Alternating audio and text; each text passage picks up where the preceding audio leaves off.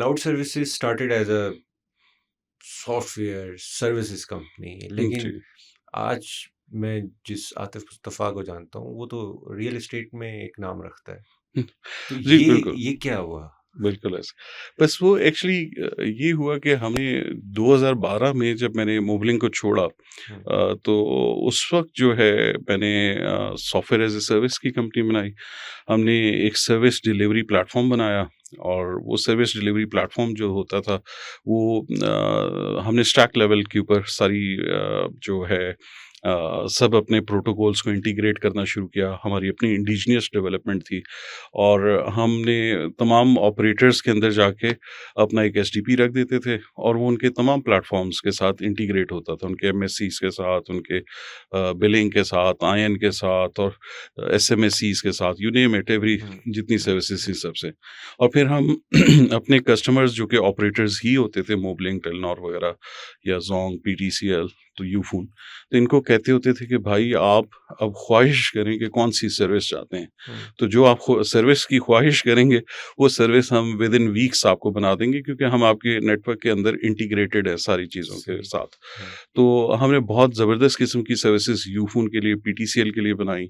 इसी तरीके से मोबलिंक के साथ भी हमने तो 4-5 साल हम लोग वो चलाते रहे। हुँ, लेकिन जो चैलेंज हमें हुआ ये कि और हम लोग सारे रेवेन्यू शेयरिंग पे करते थे। तो पाकिस्तान में जो सबसे बड़ा प्रॉब्लम होता है वो इनवॉइसिंग का होता है। तो ये बड़ी-बड़ी ऑर्गनाइज़ेशंस थी, सर्विसेज़ सक्सेसफुल हो गई, चल पड़ी।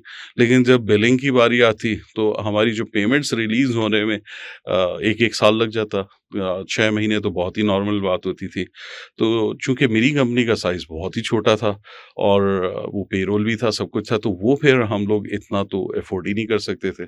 तो मैं फिर बाद में ये सोचने लग पड़ा कि सर्विस चलाना एक मेहनत है और जो अपनी इनवॉइसेज़ को क्लियर कराना ये उससे बड़ी मेहनत है। हुँ, तो इवेंचुअली वो फिर काफ़ी टफ़ होने लग पड़ा। हुँ, उस टाइम के ऊपर फिर मैंने सोचा कि जो है मेरा एक घर था, मैंने मोबलिंक में वो मॉर्गेज-वॉर्गेज लेकर बनाया, तो मैंने उस घर को बेच दिया। मैंने कहा यार हालात बड़े टफ़ हैं, तो हुँ, कुछ करना पड़ेगा और उसे बेच के मैंने फिर दोबारा सोचा कि कहीं इन्वेस्ट किया जाए। तो उस वक़्त फिर मैंने थोड़ा-सा अपना जो ट्रैक चेंज किया और मैंने एक एक्सपेरिमेंट के तौर पे एक प्रोजेक्ट किया जो कि कुछ मैंने इकट्ठे रो हाउसेज़ ले लिए और मैंने एक वो विलास का प्रोजेक्ट बनाया। उसमें थोड़ी-सी इनोवेशन रखी हमने। हमने कहा जी कि ये जो रूटीन के घर होते हैं, इनकी डिज़ाइनिंग बड़ी पुअर होती है, वेस्टेज होती है बहुत ज़्यादा स्पेसेस की इसमें। तो हमने डिज़ाइन बहुत अच्छा बनाया। तो वो मोर ऑफ आपका वेस्टर्न डिज़ाइन था, जिसमें स्पेस यूटिलाइज़ेशन बहुत अच्छी थी। और प्लस जो हमारा मेन स्लोगन था वो एनर्जी एफिशिएंसी पे था। तो हमने बीइंग एन इंजीनियर मैंने कहा यार some we should do something different. अब चूँकि मुझे लोग क्लाउड सर्विसेज़ की वज़ह से ज़्यादा मैं जाना-पहचाना जाता था क्योंकि 5 साल से मैं वो काम कर रहा था। ये तो बाय चांस मैं इस तरफ आ गया। तो फिर मैंने जब इस तरफ आया तो तब भी मैंने कहा यार सेम नेम ही यूज़ करते हैं, वो एक ब्रांड तो बन गया, लोग अब बहुत जानते हैं उस हुँ, नाम की वज़ह से मुझे। तो मैंने कंस्ट्रक्शन का बिज़नेस भी इसी नाम से फिर कंटिन्यू किया। सही।